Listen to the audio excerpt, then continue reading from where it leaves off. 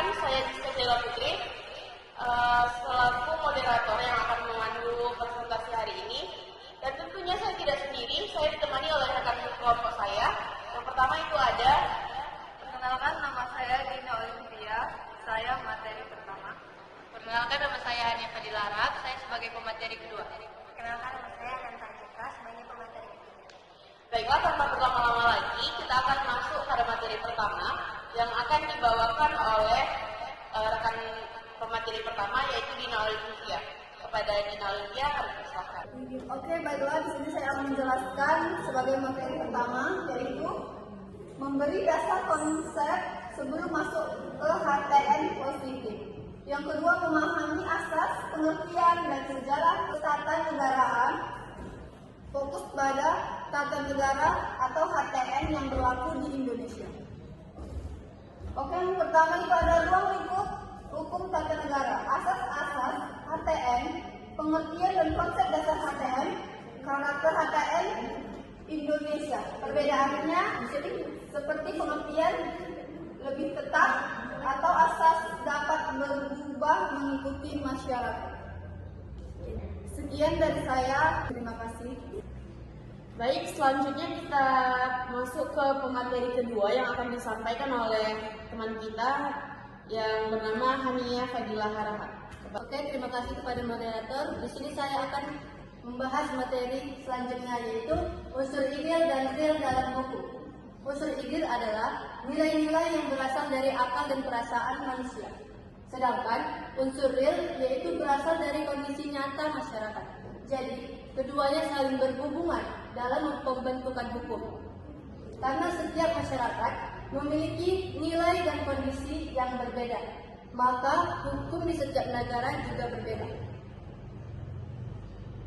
Selanjutnya, susunan organ negara. Hukum tata negara mengatur susunan dan struktur organisasi negara seperti yang pertama, presiden dan wakil presiden. Yang kedua, menteri. Yang ketiga, DPR, DPD, dan MPR. Yang keempat, Mahkamah Agung dan Mahkamah Konstitusi. Yang kelima, pemerintah daerah. Semua lembaga tersebut memiliki fungsi dan kewenangannya masing-masing yang saling berkaitan. Oke, selanjutnya sumber hukum tata negara. Sumber hukum terdiri dari sumber formil dan materi. Yang pertama, sumber hukum formil meliputi Undang-Undang Dasar 1945, Ketetapan MPR, Undang-Undang, Perpu, Peraturan Pemerintah, Keputusan Presiden, serta kebiasaan ketatanegaraan dan traktat internasional.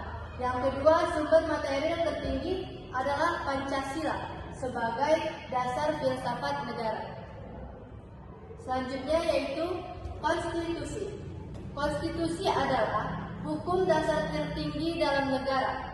Konstitusi mengatur susunan negara, hubungan antar lembaga, serta hubungan negara dengan warga negaranya. Nilai konstitusi dapat bersifat normatif, nominal, atau semantik. Konstitusi juga dapat bersifat tertulis maupun tidak tertulis.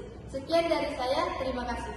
Oke, baik, terima kasih kepada pemateri kedua. Selanjutnya kita masuk pada materi yang ketiga yang akan disampaikan oleh pemateri ketiga tentunya, yaitu rekan saya Ananta Azahra. Kepada Ananta Azahra dipersilakan. Baik, terima kasih kepada moderator.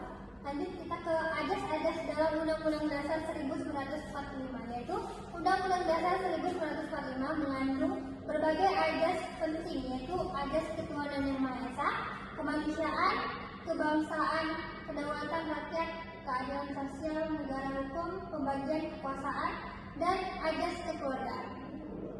Semua ajas ini bertujuan menciptakan kehidupan bernegara yang adil, sejahtera, dan demokratis.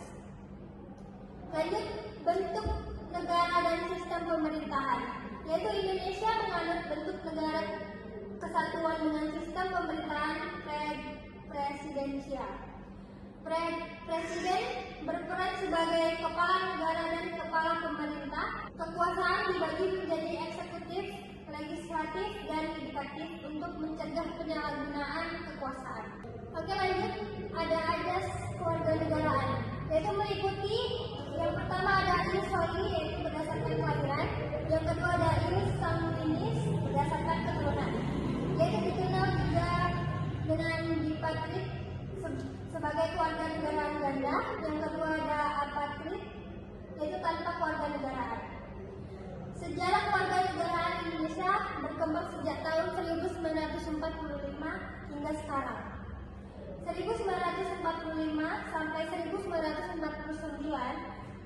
Undang-Undang Nomor 3 Tahun 1946 atau Ius Sanguinis. Yang kedua ada 1950 sampai 1958, yaitu isu kewarganegaraan ganda atau keturunan Tionghoa. Sekian dari saya, terima kasih. Baik, selanjutnya adalah materi keempat yang akan dibawakan oleh saya sendiri, yaitu di sini membahas tentang hak asasi manusia. Hak asasi manusia adalah hak dasar yang melekat pada setiap manusia. Perkembangannya dimulai dari Magna Carta 1215, kemudian Bill of Rights 1689, hingga Universal Declaration of Human Rights 1948. Di Indonesia, HAM atau hak asasi manusia diatur dalam pembukaan dan batang tubuh Undang-Undang Dasar tahun 1945. Kemudian ada sistem pemilihan umum. Pemilihan umum merupakan wujud pelaksanaan kedaulatan rakyat dan hak asasi warga negara. Tujuan pemilu adalah menjaga kedaulatan rakyat, memungkinkan pergantian pemerintahan secara damai, serta memberikan hak politik kepada warga negara. Sistem pemilihan meliputi sistem distrik dan sistem proporsional.